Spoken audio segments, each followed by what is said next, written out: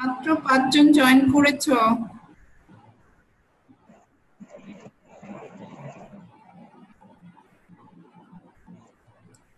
আমাকে শুনতে পাচ্ছ তোমরা?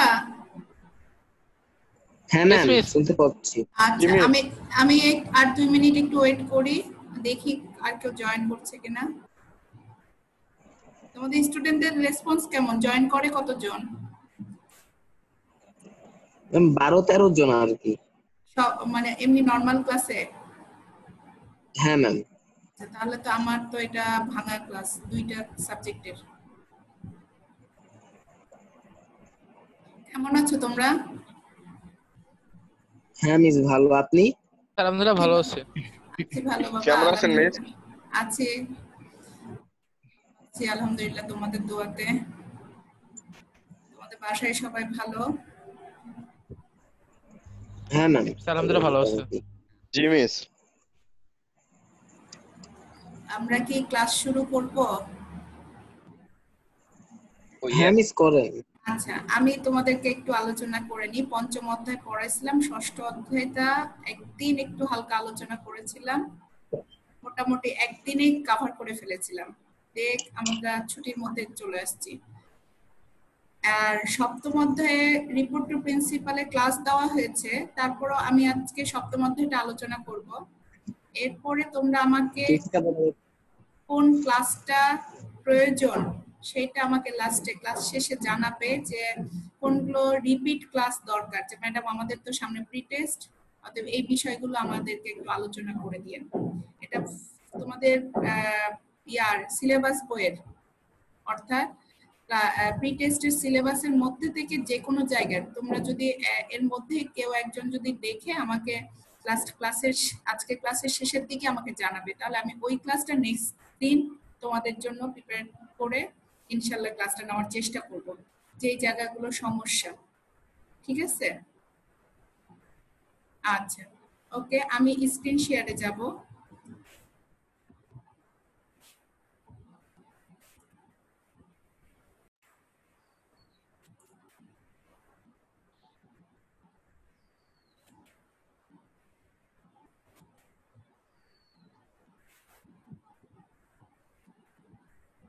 স্লাইড শোতে যাচ্ছি।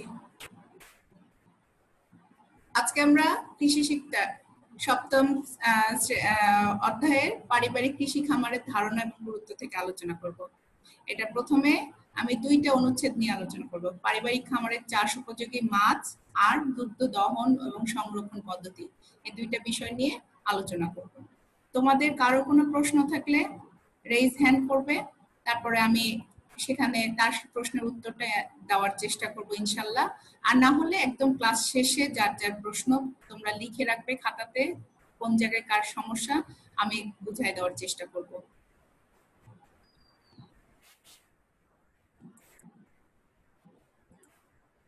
কতগুলো মাছ দেখতে পাচ্ছি। এই মাছগুলো ইলিশ ম্যাম, একটাই চিনি, আর চিনি না। ইলিশ দেখতে পেলা? নিচে। দাঁড়াও, আমি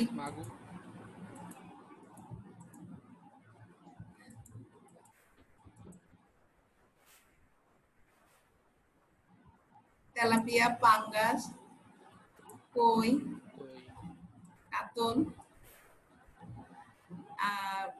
গুলশা, শোল, রুই, চিতল, ইলিশ, হ্যাঁ এটা চিনতে পারছো, আর সিলভার কার্প।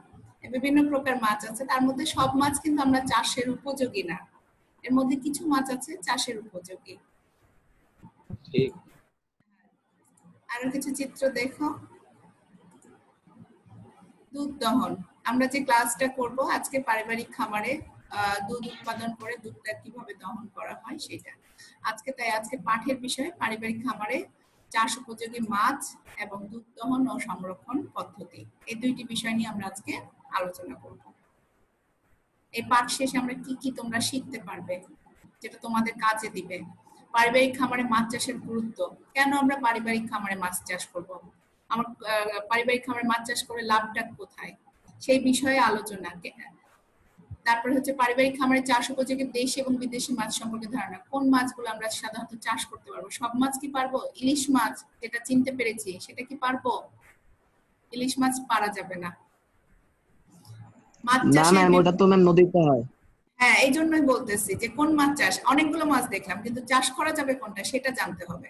মাছ চাষের বিভিন্ন কই সমস্যা কই সমস্যা ও তার প্রতিকার, মাছ চাষ করতে গেলে অবশ্যই কিছু না কিছু সমস্যা আমরা সম্মুখীন হই এবং সেটা থেকে কিভাবে আমরা রিকভার হতে পারবো সেটা জানতে হবে। আর দুধ দহন এবং সংরক্ষণের সনাতন ও আধুনিক পদ্ধতি ব্যাখ্যা, কিভাবে আমরা সনাতন অর্থাৎ পুরাতন পদ্ধতি, সনাতন বলতে পুরাতন আর আধুনিক মানে নতুন পদ্ধতি, এই দুইটি পদ্ধতির মধ্যে আলোচনা করে এবং দুইটার মধ্যে কোনটা লাভজনক সেটা আমরা ব্যাখ্যা করতে পারবো। আজকে প্রথমে আমরা মাছ চাষ নিয়ে আলোচনা করব। এগুলো সবগুলো পারিবারিক পুকুরের ছবি দেওয়া আছে। পারিবারিক মৎস্য খামারের ধারণা, এটা ছবি দেখো, বাচ্চা ছেলেও মাছ কি করতে পারে। পরিবারের সদস্য দ্বারা পরিচালিত হয় এই খামারটি, এই মৎস্য খামার পারিবারিক মৎস্য খামার, এবং এটা বাড়ির পাশেই এই পুকুরটা সাধারণত হয়ে থাকে যেখানে পরিবারের সদস্যগণ এটা দেখাশোনা করতে পারে। তাই পরিবারের সদস্য দ্বারা পরিচালিত খামারকে পারিবারিক মৎস্য খামার বলে। পারিবারিক মৎস্য খামারের সুবিধাটা কি, কেন করব, ফার্স্টেই যে বললাম যে পারিবারিক মৎস্য খামারটা কেন আমরা করব।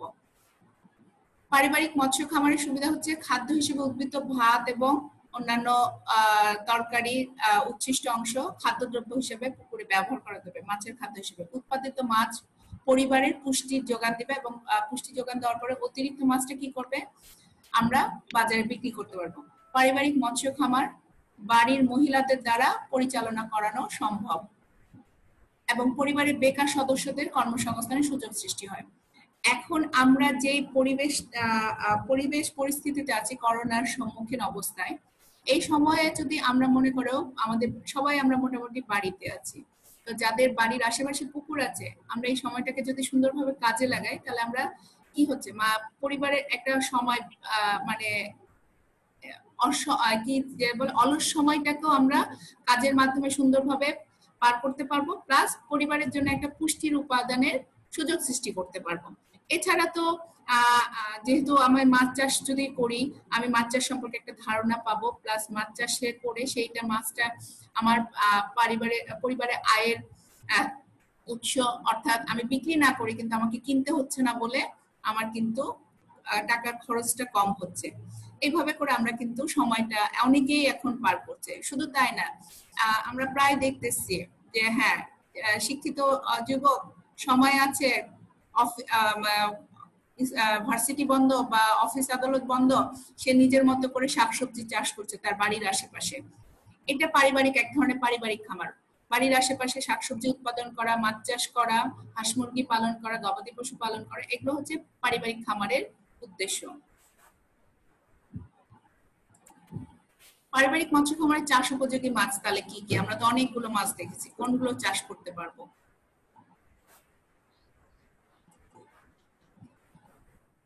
কই, চিতল, শোল, বোয়াল, এই মাছগুলো আমরা পারিবারিক খামারে চাষ করতে পারবো। তেলাপিয়া, পাঙ্গাস, রুই, কাতল, সিলভার কার্প, এই মাছগুলো আমরা পারিবারিক খামারে চাষ করতে পারবো। পারিবারিক মৎস্য খামার পরিচালনার ধাপ সমূহ, কয়টি ধাপে আমরা এই পারিবারিক খামারটা আমরা পুকুর আছে, পুকুরের সাথে সাথে মাছের পোনা ছেড়ে দিব, না কি কি ব্যবস্থা গ্রহণ করতে হবে সেই ধাপগুলো, স্টেপ বাই স্টেপ ধাপগুলো। খামারে পোনা মজুত করা, খামার ব্যবস্থাপনা, আগাছা পরিষ্কার করা এবং সার প্রয়োগ। খামারে পোনা মজুত করা ব্যবস্থা, পুকুরের আগাছা পরিষ্কার করে, রাক্ষসে মাছ নিধন করে, অপ্রয়োজনীয় মাছ নিধন করে, পার মেরামত করে, চুন প্রয়োগ এবং সার প্রয়োগ করার পরে খাদ্য পরীক্ষা করে তারপরে কি করব, আমরা পুকুরে মাছের পোনা ছাড়তে পারবো। এই যে স্টেপ বাই স্টেপ, তার মানে ফার্স্টে কি পুকুরের আগে আগাছা পরিষ্কার বা পুকুর পরিষ্কার করা, তারপরে রাক্ষসে মাছ এবং অপ্রয়োজনীয় মাছকে নিধন করা, এরপর হচ্ছে পার মেরামত যেন বৃষ্টির পানিতে পার ভেঙে না যায়, তারপরে হচ্ছে পুকুরের রোগ জীবাণু ধ্বংসের জন্য এবং পানি পরিষ্কার করার জন্য চুন প্রয়োগ করা, পরবর্তীতে মাছের খাদ্য উৎপাদনের জন্য সার প্রয়োগ করা এবং খাদ্য উৎপাদন হয়েছে কিনা সেটা পরীক্ষা করার পরে মাছের পোনা পুকুরে মজুত করতে হবে। দ্বিতীয় হচ্ছে কি পোনা মজুতকালীন ব্যবস্থা, পোনার প্রজাতি নির্বাচন করতে হবে। আমি কোন মাছ, কোন ধরনের মাছ আমি চাষ করতে চাচ্ছি, আমার পুকুরটা কত বড়, পানি কতদিন, এখানে আমরা চতুর্থ অধ্যায় থেকে জানি যে পানি একটা পুকুরের দ্বিতীয় অধ্যায় পুকুরের স্থায়িত্ব, পানির স্থায়িত্ব কতদিন পানি থাকে সেটার উপর ডিপেন্ড করে কিন্তু আমি পোনার জাত নির্বাচন করব। তারপরে সেই পোনাটা বাছাই করব, পোনা শোধন করব এবং পরিমাণ নির্ধারণ করব, কত শতকের পুকুর সেই অনুযায়ী পোনা আমরা পোনা দিব। এরপরে আমরা পোনা সুস্থতা দেখে পোনা আমরা পুকুরে ছেড়ে দিব।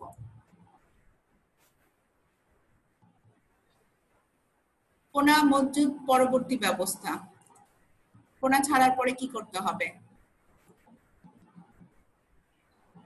নিয়মিত সার প্রয়োগ করতে হবে, সম্পূরক খাদ্য প্রয়োগ, মাছের বৃদ্ধি পরীক্ষা, স্বাস্থ্য ব্যবস্থাপনা এবং মাছ ধরা ও বিক্রয় করা, এগুলো হচ্ছে নিয়মিত কাজ। আমরা একটা পোনা মজুদের পরবর্তীতে আমার ফার্স্টে কি করতে হবে, পোনাটা ছাড়ার পরে আমার তাদের প্রতিদিনের খাদ্য যেন সরবরাহ ঠিক থাকে তার জন্য কি করতে হবে, সার প্রয়োগ করতে হবে, মাছের বৃদ্ধি যেন সঠিকভাবে হয় তার জন্য সম্পূরক খাদ্য দিতে হবে, আর বৃদ্ধি ঠিক মতো হচ্ছে কিনা সেটা পরীক্ষা করতে হবে এবং কোনো রোগবালাই হলে সেটা কি করতে হবে, স্বাস্থ্য ব্যবস্থা পোনা করতে হবে, অর্থাৎ রোগের জন্য প্রতিকারের ব্যবস্থা করতে হবে।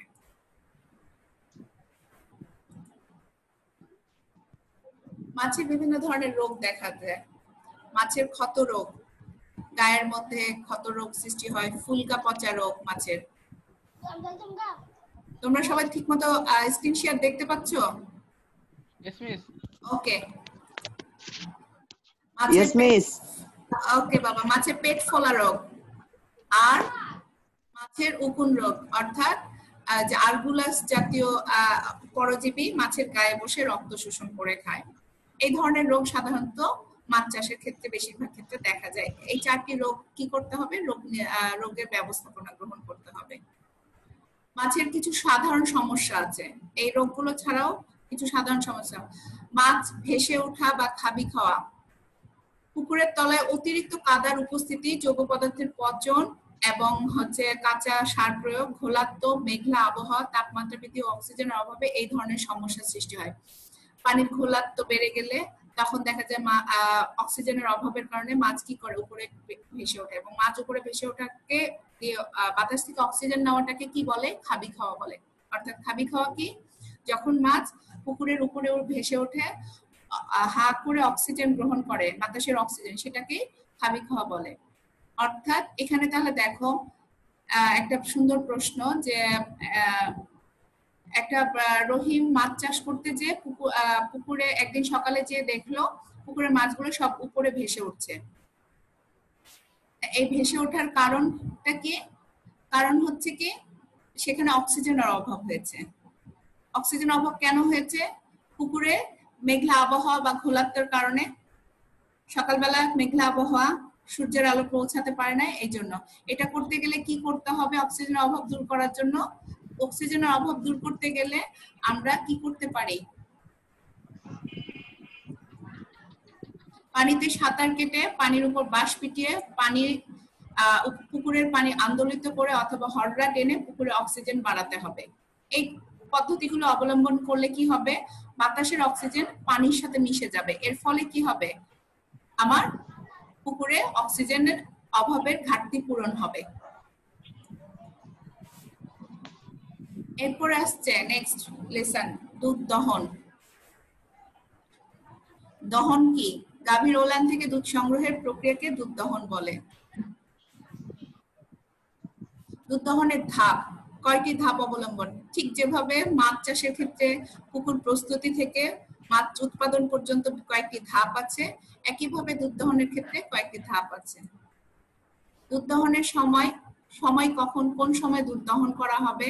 সাধারণত আমরা সকালে অথবা বিকালে, এই দুইটা টাইমে দুধ দহন করে থাকি। গাভী প্রস্তুত করা, গাভীতে দুধ দেওয়ার জন্য গাভীকে আগে খাদ্য সরবরাহ করে গাভীকে শান্ত করে নিতে হয়। গোয়ালার প্রস্তুতি, অর্থাৎ যে দুধ দহন করবে তার নিজের একটা প্রস্তুতি থাকতে হবে। পরিষ্কার পাত্র ব্যবহার করা, যে পাত্রে দুধ দহন করব সেটা জীবাণুমুক্ত করা, অর্থাৎ ভালোভাবে পরিষ্কার করে নিতে হবে পরিষ্কার পানি দ্বারা। গাভীকে মশা মাছি মুক্ত রাখা, কারণ মশা মাছি থাকলে সে যখন গাভীর গায়ে বসবে তখন দুধ দহনের সময় বিরক্তি বা সে লাথি মারতে পারে, এই জন্য এটা আগে থেকে মুক্ত করার ব্যবস্থা। গাভীকে উদ্দীপিত করা যেন দুধ দহনের সহায়তা করে, অর্থাৎ এই ক্ষেত্রে তখন বাছুরকে দিয়ে দুধ খাওয়ায় নেওয়া হয় অনেক সময় সনাতন পদ্ধতিতে, এই পদ্ধতিতে। আর দহনের সময় গাভীকে খাওয়ানো, যেন সে একদিকে কনসেন্ট্রেশন থাকে, সে খাদ্য খেতে থাকে, আর অন্যদিকে তখন গোয়ালা দুধ দহন করতে পারে। এছাড়াও দুধের উৎপাদনে সহায়তা হয় গাভীকে খাওয়ানোর ফলে। দুধ দহন পদ্ধতি, আমরা আগেই বলেছি দহনের দুইটা পদ্ধতি, একটা হচ্ছে সনাতন পদ্ধতি আর একটা হচ্ছে আধুনিক পদ্ধতি। এই দুইটি পদ্ধতিতে দুধ দহন করা হয়। এই চিত্রটি দেখো, এই চিত্রটি হচ্ছে সনাতন পদ্ধতি, আর নিচের চিত্রটি দেখো আধুনিক পদ্ধতি, মেশিনের মাধ্যমে। দেখতে পাচ্ছ তোমরা?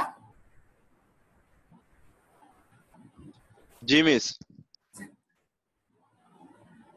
দুধ সংরক্ষণ, আমরা দুধ দহনের পরে দুধটাকে সংরক্ষণ কিভাবে করব?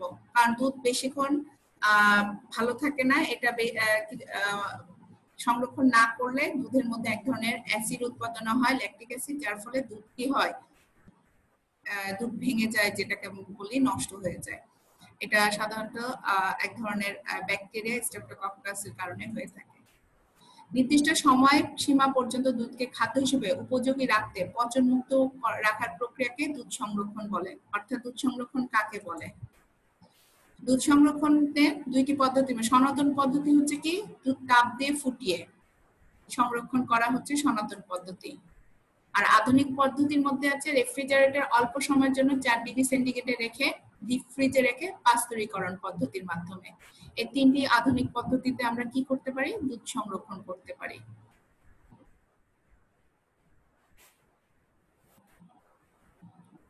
পাস্তুরীকরণ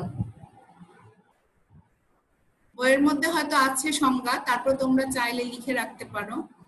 পাস্তুরীকরণ, অতিরিক্ত উচ্চ তাপমাত্রা এবং নিম্ন তাপমাত্রা অণুজীবগুলো এদের বংশবৃদ্ধি করতে পারে না। এই তাপমাত্রা ব্যবহার করেও দুধের রোগ সৃষ্টিকারী জীবাণু নিয়ন্ত্রণ করার উপায় হলো পাস্তুরীকরণ। পাস্তুরীকরণের প্রকারভেদ, পাস্তুরীকরণের একটি প্রকার আছে যেটা নিম্ন তাপমাত্রা দীর্ঘ সময় পাস্তুরীকরণ, অর্থাৎ 62.8 ডিগ্রি সেন্টিগ্রেড তাপমাত্রায় 30 মিনিট সময়ের জন্য। উচ্চ তাপমাত্রায় কম সময়ের পাস্তুরীকরণ 72.2 ডিগ্রি সেন্টিগ্রেড তাপমাত্রায় 15 সেকেন্ড সময়ের জন্য। আর একটা হচ্ছে অতি উচ্চ তাপমাত্রায় পাস্তুরীকরণ 137.8 ডিগ্রি সেন্টিগ্রেড তাপমাত্রায় 2 সেকেন্ড সময়ের জন্য। এইভাবে দুধটাকে পাস্তুরি করলে এই দুধটা তখন আমরা সাধারণত পাস্তুরীকরণ দুধটা বাজারজাত করা হয়। পাস্তুরীকরণের মাধ্যমে দুধটাকে বেশিক্ষণ সংরক্ষণ করা সম্ভব হবে, জীবাণু মুক্ত করে সংরক্ষণ করা সম্ভব হবে। এই তিনটি পদ্ধতিতে তোমরা এখানে খেয়াল রাখবে, নিম্ন তাপমাত্রায় দীর্ঘ সময়, কত ডিগ্রি সেন্টিগ্রেড তাপমাত্রায় কত সময়ের জন্য, উচ্চ তাপমাত্রায় কম সময়, কত ডিগ্রি সেন্টিগ্রেড তাপমাত্রায় কত সময়। এই দুইটার কম্বিনেশনটা, সময় সেন্টিগ্রেড তাপমাত্রা এবং সময়, এই দুইটার কম্বিনেশনটা তোমরা কোনটা ক্ষেত্রে কোনটা ভালোভাবে মুখস্থ করবে। কারণ এমসিকিউ এর জন্য অথবা 1 মার্কের জ্ঞানমূলক কোশ্চেনের জন্য এগুলো ভালোভাবে জানতে হবে। আমরা কেন পাস্তুরিকরণ করব? পাস্তুরিকরণের সুবিধা কি? পাস্তুরিকরণ দুধ নিরাপদ, এতে রোগ উৎপাদনকারী জীবাণু ধ্বংস হয়, এই প্রক্রিয়ায় দুধের পুষ্টিমান ঠিক থাকে, তাই আমরা পাস্তুরি করব। এই প্রক্রিয়া দুধের সংরক্ষণকাল দীর্ঘায়িত করে, ল্যাকটিক অ্যাসিড প্রস্তুতকারী জীবাণুর সংখ্যা কমায়, অর্থাৎ ল্যাকটিক অ্যাসিড যে স্ট্রেপ্টোকক্কাই এই জীবাণুটাকে কি করে কমায় দেওয়ার ফলে ল্যাকটিক অ্যাসিড উৎপাদন হয় না, যার ফলে দুধটা দীর্ঘকাল সংরক্ষণ করা যায়। এর ফলে মিস সবাই তো চলে গেছে। 4 জন আছে মাত্র। মিস অলিন্দ 3 জন মিস। 3 জন মিস। অলিন্দ, আতিক মুন্সি আর আব্দুল্লাহ আল মামুন আকাশ। ওকে, ক্লাস টিচারের সাথে আমি পরে কথা বলে নেব, সমস্যা নাই। আমি আমার ক্লাসটা চালাই। যারা চলে গেছে ক্লাসে, আমি 3 জন আসছো ক্লাস টিচারের সাথে, বা একটা তো একটা রেকর্ড ক্লাস হচ্ছে, অর্থাৎ প্রিন্সিপাল স্যার যখন দেখবে তখন দেখতেই পাবে যে কতজন ক্লাসে ছিলে।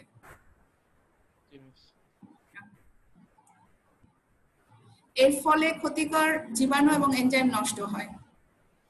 এই সুবিধাগুলোর জন্য দুধকে পাস্তুরিকরণ করা হয়ে থাকে, এবং এই কারণে কিন্তু এই পাস্তুরিকৃত দুধটাই কিন্তু সাধারণত বাজারজাত করে প্যাকেটজাত করে, মানে আমরা যে লিকুইড দুধ হিসেবে আমরা বাজারে কিনতে পাই, মিলভিটা বা আরং বা অনেক। এরপরে আসছে আমাদের কিছু মূল্যায়নের কোশ্চেন তোমাদের জন্য।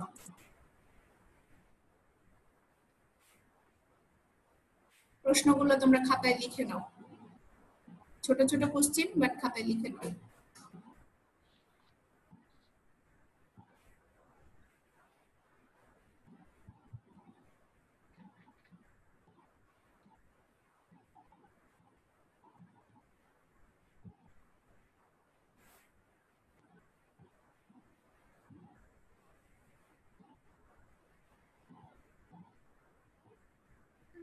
মিস এগুলো কি এইচডব্লিউ? তোমরা হ্যাঁ ক্লাসে এইচডব্লিউ আরেকটা আছে, এগুলো হচ্ছে মূল্যায়ন মানে ছোট কোশ্চেন হিসেবে। এইচডব্লিউ দেখো, পারিবারিক মৎস্য খামার কি? এটা এক কথায় আমরা বলতে পারবো পরিবারে বাড়ির আশেপাশে শাকসবজি উৎপাদন, গবাদি পশু পালন, না এটা মৎস্য খামার, তার মানে পুকুরে বাড়ির পাশে যে পুকুরে যখন মাছ চাষ করা হয়, যে এটাকে পারিবারিক মৎস্য খামার বলা হয়। মৎস্য খামারের সুবিধা কি কি আমরা এটাও শিখেছি। পারিবারিক মৎস্য খামারে চাষযোগ্য কয়েকটি মাছের নাম বলো। আমরা কি কি মাছ পারিবারিক মৎস্য খামারে চাষ করতে পারি? পানিতে কোন ধরনের সমস্যার কারণে মাছ ভেসে ওঠে? অক্সিজেনের অভাব হলে। দুধে সৃষ্ট অ্যাসিডের নাম কি? Lactic acid. আর দুধে তৈরি অ্যাসিডের জীবাণুর নাম কি? স্ট্রেপ্টোকক্কাই, তোমাদের বইয়ে আছে।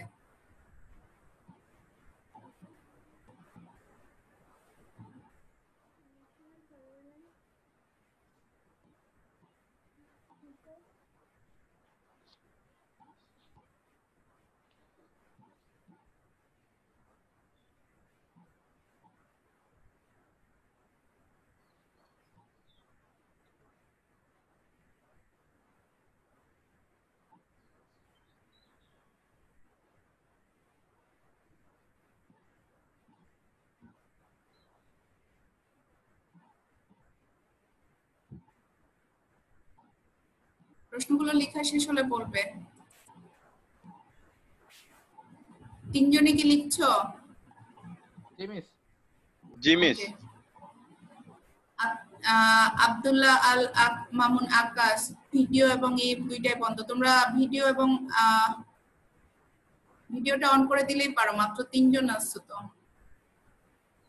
মিস নেটওয়ার্কের প্রবলেম।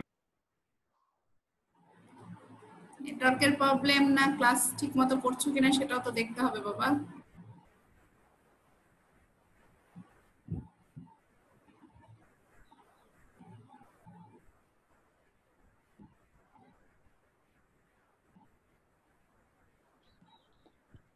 ওকে, সবার কমপ্লিট? মিস একটু। আচ্ছা,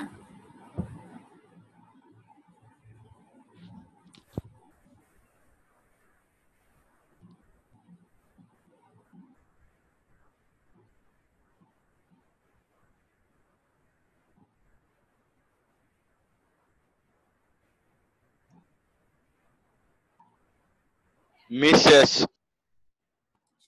তিনজনের এখন আবার জয়েন হয়েছে এতক্ষণে আহসানুল বের হয় আবার আসে। আহসানুল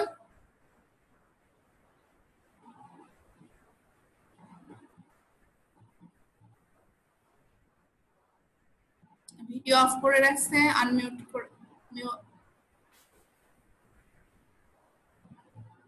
ওকে, নেক্সট বাড়ির কাজ। এই দুইটা লিখে রাখো। পারিবারিক মৎস্য খামার তোমার পরিবারের জন্য কতটুকু গুরুত্বপূর্ণ বর্ণনা করো।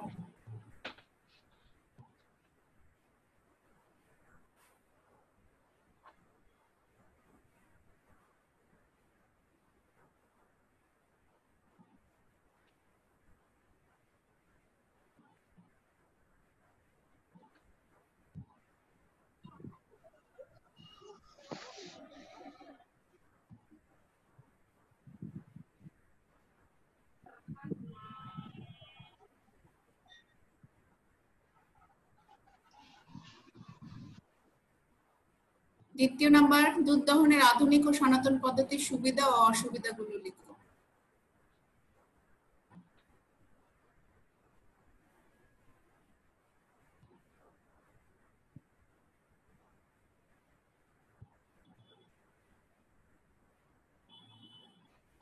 এই অধ্যায় থেকে দুধ সংরক্ষণ পদ্ধতির বর্ণনাগুলো ভালো মতো শিখবে।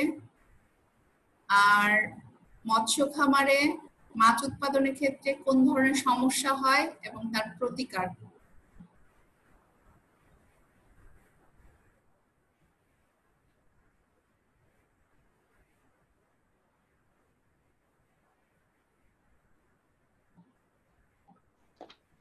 কমপ্লিট সবার? আমার কমপ্লিট। তোমার কমপ্লিট, সেটা আমি তোমাকে দেখতে পাচ্ছি, বাকিদের তো ভিডিও নাই, বোঝা যাচ্ছে না। আব্দুল্লাহ মামুন, আকাশ, আতিক মুন্সি কমপ্লিট হলে বাবা আনমিউট করে আমাকে জানাবে। ওকে মিস।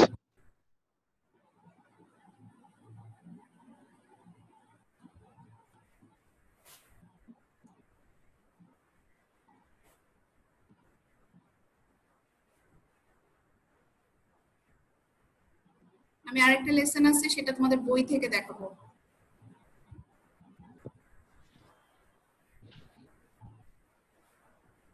লেসন বলতে আমাদের তৃতীয় পরিচ্ছেদ আয় ব্যয়ের হিসাব। এটা একটা ইম্পর্টেন্ট বাট সহজ। মিস শেষ। শেষ, ওকে, থ্যাংক ইউ বাবা।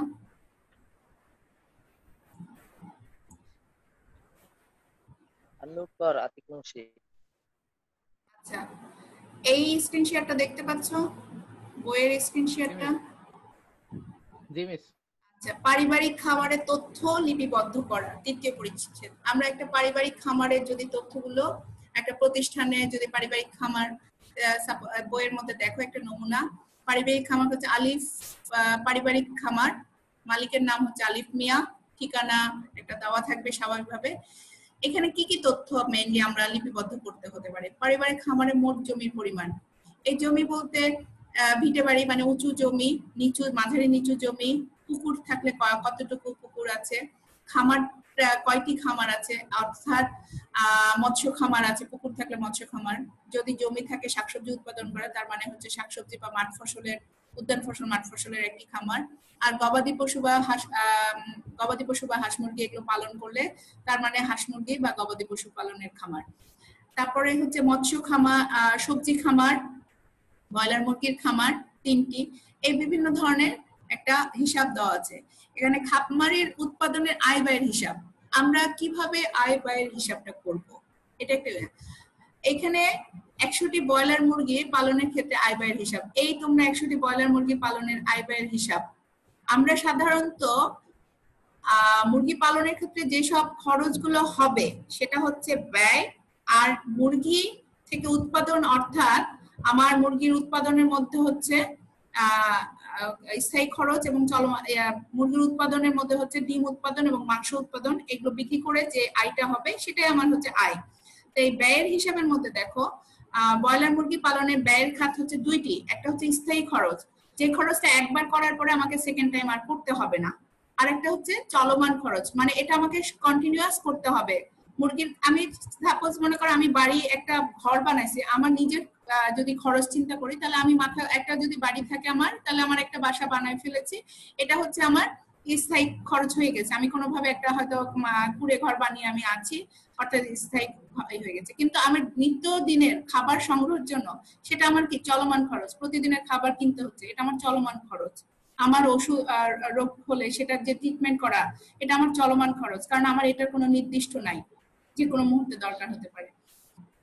এক্ষেত্রে দেখো স্থায়ী খরচের মধ্যে কি কি থাকে। খামারে বাচ্চা তোলার আগে জমি, মুরগির ঘর, আসবাবপত্র, ব্রুডার যন্ত্র, খাদ্যের পাত্র, পানির পাত্র, ড্রাম, বালতি, এগুলো একবার কিনলে আমাদের হয়ে যাবে, তাই এগুলোকে বলা হচ্ছে স্থায়ী খরচ। তার মানে এখান থেকে কোশ্চেন, স্থায়ী খরচ কাকে বলে? এমসিকিউ, কোনগুলি স্থায়ী খরচ যার আওতাভুক্ত? এখন একটি ব্রয়লার মুরগি ব্যয়ের হিসাবের একটি ছক, স্থায়ী খরচের বাইরে মুরগির ঘর তৈরি করতে কি খরচ হচ্ছে একটা আনুমানিক খরচ ধরে নিয়েছে, ব্রুডার যন্ত্র একটা আনুমানিক খরচ ধরে নেওয়া হয়েছে, খাদ্যের এবং পানির পাত্র ক্রয় করতে একটা আনুমানিক একটা হিসাব ধরে নেওয়া হয়েছে, পানির বালতি ও ড্রাম কিনতে মোট একটা স্থায়ী খরচ ধরা হয়েছে। আর চলমান খরচটা কি কি হতে পারে? চলমান খরচ কাকে বলে? খাবারের বাচ্চা ক্রয় থেকে শুরু করে দৈনন্দিন যেসব খরচ হয় তাকে চলমান খরচ বলে। অর্থাৎ বাচ্চা পালনকালে শেষ পর্যন্ত 100টি বাচ্চার ক্ষেত্রে 2 থেকে 5টি মৃত্যু হয়, যার কারণে চলমান খরচের মধ্যে বাচ্চার দাম, খাদ্য ক্রয়, চলতি বিদ্যুৎ খরচ, টিকা, ঔষধ, লিটার, মুরগির বিছানা, শ্রমিক ও পরিবহন খরচ উল্লেখযোগ্য। ব্রয়লার মুরগির মোট 1 মাস খামারে থাকে, যার কারণে পারিবারিক খামারে 100টি ব্রয়লার মুরগির হিসাব করতে গেলে প্রতিটি বাচ্চা মুরগির দাম 50 টাকা হিসেবে ধরে খাদ্য ক্রয় হচ্ছে প্রতিটির জন্য 3 কেজি করে, মোট 300 কেজি। আর 100টি মুরগি যেহেতু 50 টাকা করলে তাহলে 5000 টাকা, 103 কেজি করে, প্রতিটির জন্য 3 কেজি করে, মোট 300 কেজি খাদ্য, প্রতি কেজি 33 টাকা করে একটা হিসাব দেওয়া হয়েছে, একটা আনুমানিক খরচ দেওয়া। বিদ্যুৎ খরচ প্রতি মাসে আমার 300 টাকা কারেন্ট বিল দিতে হচ্ছে। টিকা ও ওষুধের ধরুন প্রতি মাসে আমার 1500 টাকা হয়তো খরচ হয় আনুমানিক। লিটার অর্থাৎ বিছানা তৈরির জন্য যে শুকনা খড়কুটা দিয়ে যে তৈরি করে দেওয়া হয় সেটাকে লিটার বলা হয়, যেন মলমূত্রটা শোষণ করে নিতে পারে, এটা প্রতি মাসে আমার 200 টাকা ক্রয় করতে হয়। আর শ্রমিক আমি যদি নিজে হই তাহলে আমার কোনো খরচ নেই, কিন্তু যদি লেবার থাকে তাহলে তাকে প্রতিদিন দৈনিক হিসেবে কত টাকা দেওয়া হয়, সেই হিসেবে 30 দিনে কত টাকা। পরিবহন খরচ, আমি মুরগি কিনে নিয়ে আসা এবং মুরগির ডিম মুরগির বাচ্চা বড় করার পর যখন মুরগিটা আমি বিক্রি করতে যাব, সেটা যখন আমি নিয়ে যাব বা অন্যান্য জিনিসপত্র আনার জন্য যে পরিবহন খরচ হবে সেটা ধরে নেওয়া হচ্ছে 500 টাকা। মোট চলমান খরচের একটা হিসাব। এখান থেকে তোমার 160টি মার্ক তোমরা করতে পারো চেষ্টা। প্রকৃত ব্যয় হিসাব করলে কি দেখা যায়? মুরগির ঘর, যন্ত্রপাতি, মূলধন, চলমান খরচের উপর অপচয় খরচ হিসাব করে, অর্থাৎ একটা অতিরিক্ত খরচ ধরে নেওয়া হয় যে পার্সেন্টেজ। মুরগির ঘরের উপরে 8000 টাকা খরচ হলে তার 5% অর্থাৎ আরো 400 টাকা অতিরিক্ত খরচ হবে। যন্ত্রপাতি 4000 টাকা হলে আরো 10% খরচ হয়, অর্থাৎ 400 টাকা অতিরিক্ত খরচ হচ্ছে। মোট স্থায়ী মূলধন ও মোট চলমান খরচ হচ্ছে 12,000 প্লাস 17,400 টাকা যোগ করে তার উপর 15%, মানে আমাদের হিসাবে হয়তো মুরগির বাচ্চা মারা গেছে বা আমাদের কোথাও একটু কম বেশি হয়েছে, তার জন্য 15% ধরে আরো 4,410 টাকা। মোট বাৎসরিক খরচ 5,210 টাকা। এক বছরে যদি 10টি ব্যাচ পালন করা হয় তাহলে মোট অপচয় খরচ হলো এখানে 400 যোগ 400 আর 4,410 দিয়ে মোট 5,210 টাকা। 10টি ব্যাচ পালন করে একটি ব্যাচের মোট অপচয় খরচ হবে 5,521 টাকা। অর্থাৎ মোট ব্যয় চলমান খরচ প্রায় একটি ব্যাচের মোট অপচয় ব্যয়, তাহলে 17,000, এটা বাৎসরিক ব্যয়ের হিসাব দেখানো হচ্ছে, যার কারণে এটা 10 দিয়ে, একটি বছরে 10টি ব্যাচ হলে 10 দিয়ে ভাগ করে এটা যোগ করলে এটা হচ্ছে আমার মোট ব্যয়, যখন অপচয় খরচ, অতিরিক্ত খরচ, এক্সট্রা খরচটা প্লাস মোট চলমান খরচ যোগ করার পরে এটা আমার হচ্ছে টোটাল খরচ, যে 17,921 টাকা। এটা আনুমানিক, এটা তোমরা নিজেদের মতো করে কিছু ধরে, অথবা যদি কোশ্চেন করা হয় আমরা নিজেরা যদি বলে দিই যে স্থায়ী খরচ এটা এবং চলমান খরচ এইটা, তোমার মোট খরচ, মোট ব্যয় বের করো। বা মুরগির ঘরের খরচ এটা, যন্ত্রপাতির উপর খরচ এটা, এবং চলমান স্থায়ী খরচ এটা, চলমান খরচ একটা আমরা বিভিন্ন অ্যামাউন্ট দিয়ে দিলাম, তোমরা এই 5%, 10% সুদে 15% দিয়ে বের করে এই হিসাবটা তোমরা নিজেরা করতে পারো। এরপর আমরা আয়টা কোথা থেকে, কোন কোন অংশ থেকে করব? ব্রয়লার মুরগি বিক্রি করে আয় করতে পারবো। ব্রয়লার মুরগির যে লিটার সেটা হচ্ছে মাছের খাদ্য অথবা আমাদের জমিতে সার হিসেবে ব্যবহার করা যায়, তাই এটা বিক্রি করা হয়। খাদ্যের বস্তাগুলো আমরা যখন খালি হয়ে যায় আমরা এটা বস্তা বিক্রি করে আয় করা যাবে। তাছাড়া লিটার জৈব সার হিসেবে জমিতে এবং মাছের খাদ্য হিসেবে ব্যবহার।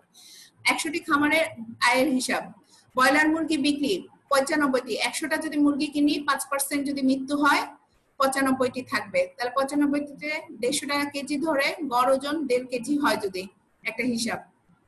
লিটার বিক্রি 100 টাকাতে টোটাল লিটারটা আমার বিক্রি, 200 টাকাতে কিনেছিলাম 100 টাকাতে বিক্রি হয়ে গেল। খাদ্যের বস্তা বিক্রি বস্তা 6টি, আমার যদি সারা বছর 6 মানে প্রতি মাসে বা সারা বছর 6টি বস্তা হয়, প্রতিটি 10 টাকা করে 60 টাকা, মোট আয় কত? এখন প্রকৃত লাভ, আমার আয় হলো এটা, কিন্তু আমার খরচটা বিয়োগ দিলে আমার প্রকৃত লাভ বা নিট লাভ বলা হয়। মোট আয় মাইনাস মোট ব্যয়, এটা হচ্ছে আমার প্রকৃত আয়। এই পদ্ধতিতে মোটামুটি এইটা তোমরা বাসায় প্র্যাকটিস করবা। এরপরে যদি বুঝতে না পারো নেক্সট ক্লাসে আমাকে প্রশ্ন করবা, ম্যাডাম আমরা আগের ক্লাসের এই বিষয়টা বুঝতে পারি না, আমাদেরকে আরেকবার এই জায়গাটা ক্লিয়ার করে দেন। কারণ এটা আসলে কিছুই না, মানে খরচটা আনুমানিক ধরে নাও, কারণ আমরা তো এখানে কোনো খামার থেকে অ্যাকচুয়াল হিসাব দেখছি না হিসাব করার জন্য। এই হচ্ছে আমাদের ক্লাসের আর কতক্ষণ আছে আমি বলতে পারছি না, আমি স্টপ শেয়ার করলাম, আর 2 মিনিট আছে। হ্যাঁ আমি স্টপ শেয়ার করতেছি। এখন আমাকে বলো নেক্সট ক্লাসে তোমাদের কোন বিষয়ের উপরে আলোচনা করলে ভালো, কারণ আমরা মোটামুটি সিলেবাস কভার করে ফেলছি।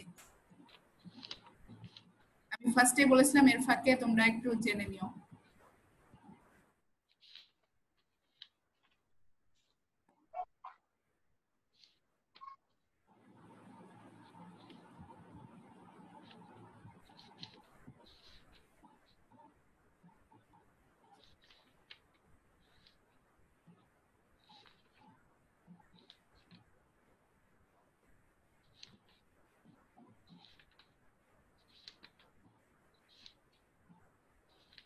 চতুর্থ অধ্যায় নাই এবার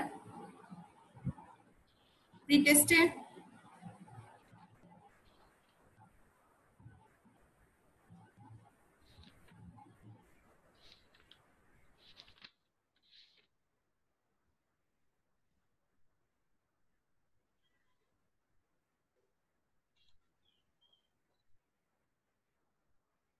আচ্ছা তোমাদের সিলেবাস হচ্ছে প্রাক-নিরিট যে পড়াচ্ছেন পঞ্চম, ষষ্ঠ, সপ্তম, দ্বিতীয় এবং চতুর্থ অধ্যায়।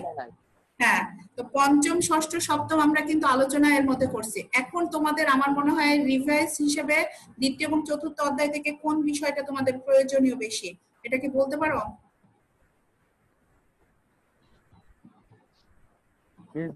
যে চ্যাপ্টারটা ইম্পর্টেন্ট ওইটাই ধরেন আগে। আচ্ছা তাহলে আমি আমি দ্বিতীয় অধ্যায়টা দেখি যে কোন বিষয়, কিন্তু একসাথে তো পুরো চ্যাপ্টার শেষ করা যাবে না, এটা বড় চ্যাপ্টার। তো আমি ইম্পর্টেন্ট বিষয়টা দেখে নেক্সট ক্লাসে ইনশাআল্লাহ আমরা আবার আসব, এবং আগামী বৃহস্পতিবার। পারতপক্ষে বন্ধুদেরকে বলো ক্লাসে অ্যাটেন্ড করতে, সামনে প্রি টেস্টে কিভাবে পরীক্ষা হবে না হবে আমরা এটার মাধ্যমে ক্লাসে যতটুকু, কারণ এসএসসি পরীক্ষা টাইম মতোই হবে, তার জন্য আমরা প্রিপারেশন নিতে হবে। আর ভালো থাকো, সাবধানে থাকবে, ঘরেই থাকবে, বের হতে যেন না হয়, কম বের হতে হয়, বাবা মার দিকে বা পরিবারের অন্যান্যদের দিকে খেয়াল রাখবে। আচ্ছা অন্যদেরকে অ্যাটেন্ড করতে বলো বাবা। আসসালামু আলাইকুম। ওয়ালাইকুম আসসালাম। ওয়ালাইকুম আসসালাম।